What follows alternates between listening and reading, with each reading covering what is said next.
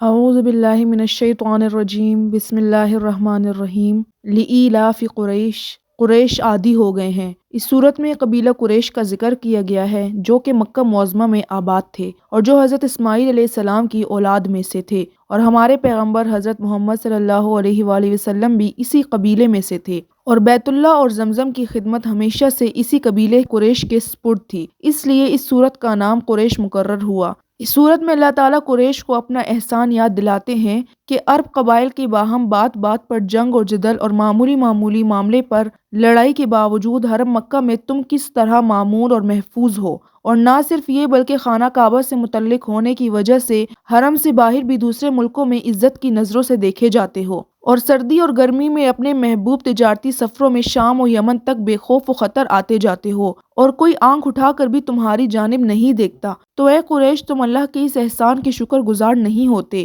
اور حرم و کعبہ کی حقیقی عظمت کو سربلند کرنے کے لیے اللہ تعالیٰ کے آخری پیغمبر محمد صلی اللہ علیہ وآلہ وسلم تم کو جس صداقت کی طرف بلاتے ہیں اس پر لبیک کہنے کو تیار کیوں نہیں ہوتے، بلکہ الٹا ان کی مخالفت کرتے ہو؟ تم کو یہ بات ہرگز زیبا نہیں دیتی، تم کو تو یہ چاہیے تھا کہ اس گھر کے پروردگار کی سچی پرستش کرتے جس نے تمہارے لیے مکہ میں سامان رزق پہنچایا اور تم کو خوف و خطر سے مامون اور محفوظ کر دیا۔ سورہ قریش میں اللہ تعالیٰ فرماتے ہیں لإیلاف قریش ایلافہم رحلۃ الشتاء والصیف، قریش عادی ہو گئے ہیں یعنی جاڑے اور گرمی کے سفر کے عادی ہو گئے ہیں، یعنی قریش کی عادت تھی کہ سال بھر میں تجارت کی غرض سے 2 سفر کیا کرتے تھے، سردیوں میں یمن کی طرف اور گرمیوں میں شام کی طرف۔ لوگ ان کو اہل حرم اور خادم کعبہ سمجھ کر نہایت عزت اور احترام سے دیکھتے، ان کی خدمت کرتے اور ان کو تجارت میں خاطر خواہ نفع ہوتا۔ فَلْيَعْبُدُوا رَبَّ هَٰذَا الْبَيْتِ الَّذِي أَطْعَمَهُم مِّن جُوعٍ وَآمَنَهُم مِّن خَوْفٍ،